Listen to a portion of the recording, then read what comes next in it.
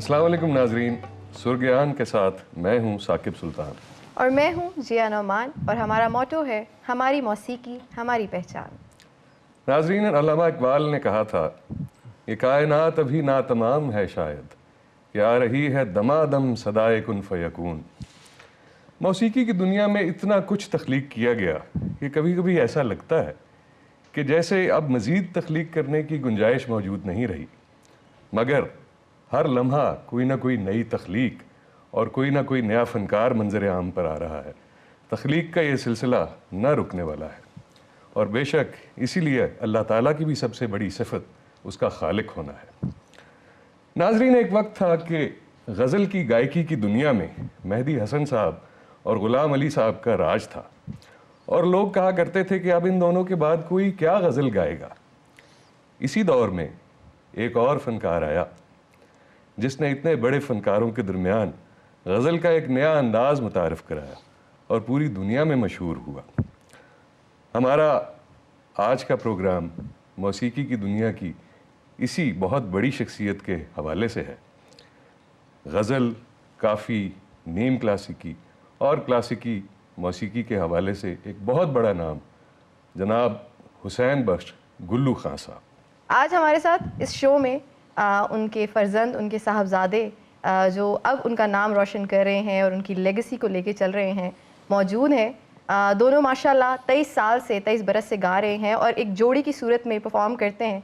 दुनिया भर में परफॉर्म किया और जहाँ गए पाकिस्तान को बहुत ही प्यारे तरीके से रिप्रेजेंट भी किया और हमें फ़ख्र भी होता है उनकी परफॉर्मेंसेस को देख के। बहुत सारे अवार्ड से उनको भी नवाजा गया और ना सिर्फ पाकिस्तान में बल्कि पाकिस्तान से बाहर जो है उनको डिफरेंट अवार्ड से नवाजा गया।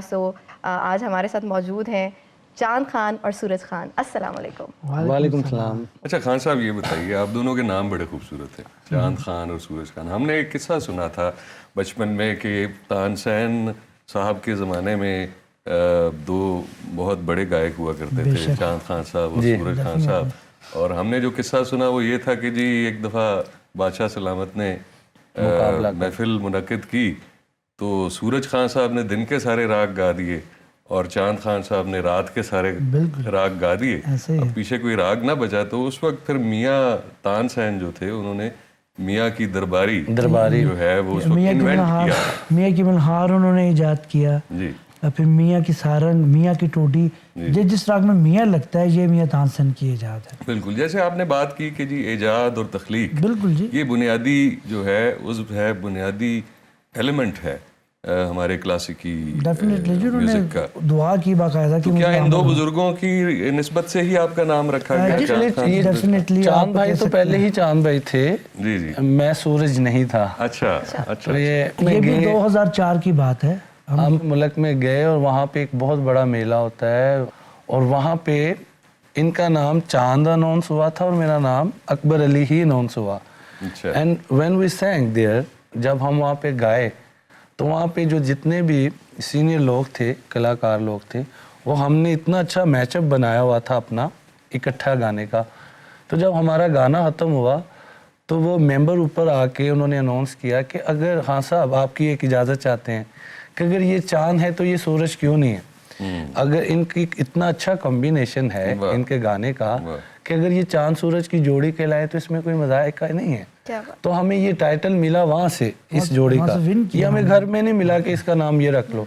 विन किया हम लोगों ने। जी माशाल्लाह, बड़ी बात है। आपने का जिक्र किया, वहाँ पर खान साहब की बहुत फ़ैन फॉलोइंग है। जी जी। लता जी भी सुना है कि खान साहब, हुसैन बख्श खान साहब को सुना करती थी बड़ा खसूसी और उनकी फ़ैन थी। कुछ हमें ये वाक़या बताइए कि खान साहब की लता जी से कैसे मुलाकात हुई और उस मुलाकात में क्या हुआ?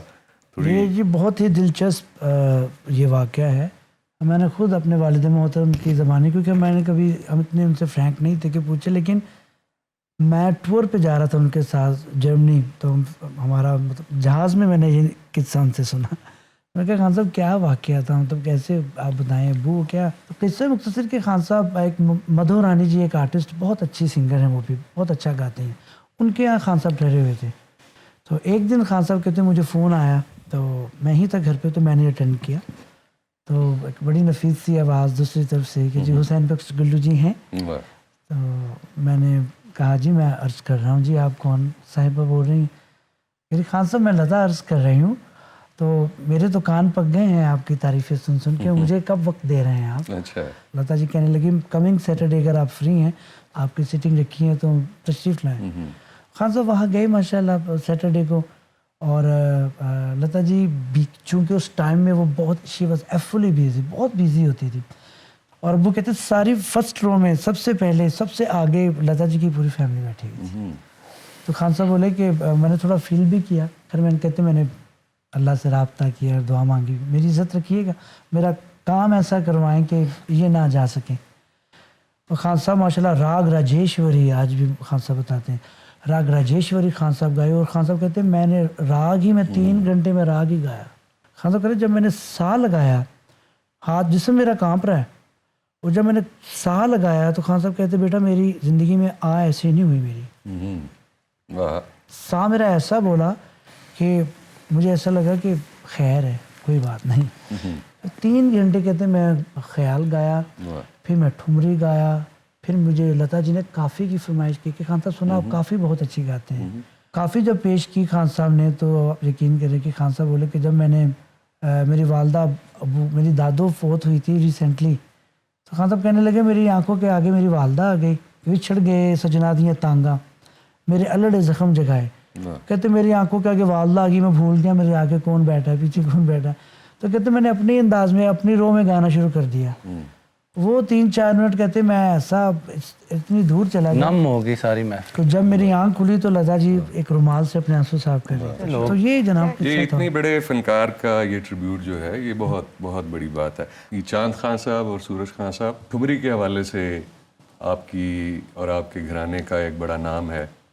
नीम क्लासिकल मौसीकी में ठुमरी की एक ख़ास अहमियत, एक हैसियत भी है। मेरी रिक्वेस्ट है कि आप हमें एक ठुमरी सुनाएं और थोड़ा सा हमें तारुफ भी उस ठुमरी के हवाले से कराएं कि आप हमें क्या सुनाएंगे और किस राग में। ठुमरी जी हम सिंधी भैरवी में खान साहब की ही गाई हुई एक ठुमरी पेश करेंगे।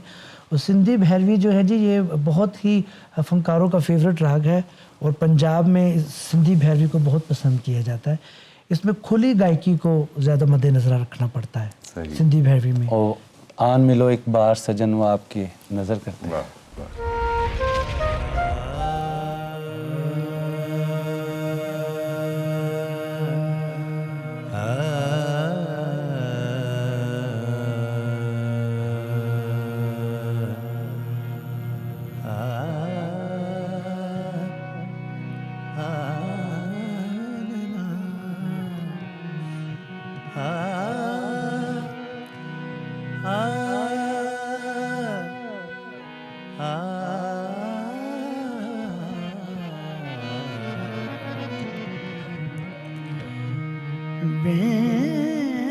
प्रीतम किस काम की साजन बिन क्या लाज, बिन प्रीतम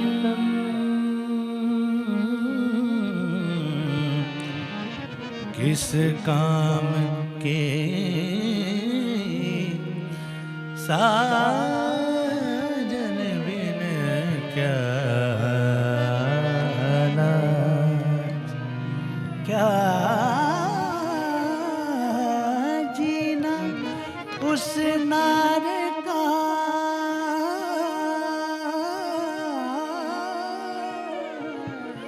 क्या जीना उस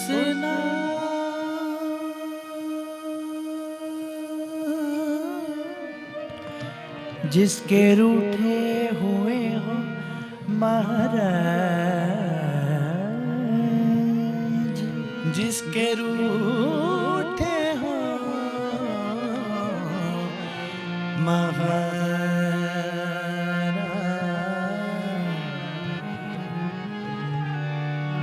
आन मिलो एक बार सजनवा, आन मिलो एक बार सजनवा, आन मिलो एक बार सजनवा बलमवा बलमवा आने मिलो एक बार सजनवा तुझ बिन अखियाँ तरस गई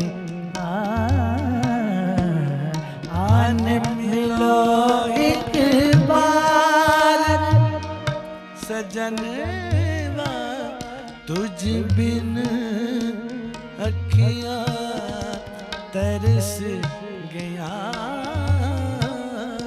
आने मिलो एक बार सजनवा बलमवा जी आने मिलो एक बार।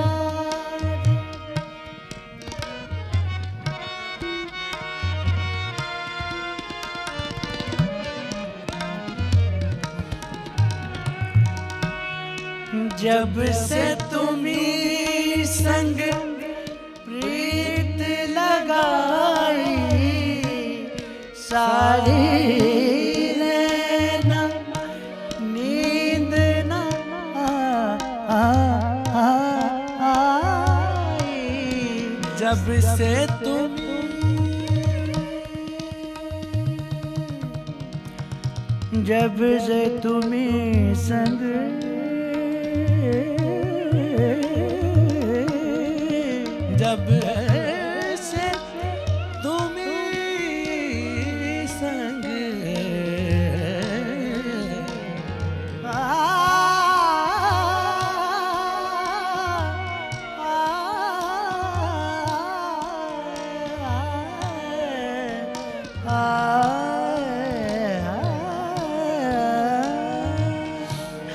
जब से तुम्ही संग प्रीत लगाई सारी नैना नींद न आई आजा दिल बेकरार सजनवा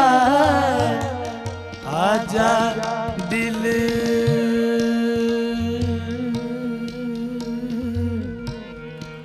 आजा दिल बेकरार बेकरार बेकरार आन मिलो एक बार सजनवा आन मिलो एक बार सजनवा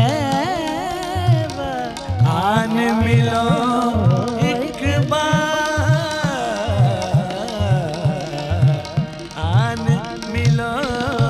एक बार सजनवा आने मिलो एक बार सजनवा तुझ बिन अखियाँ तरस गई अखियाँ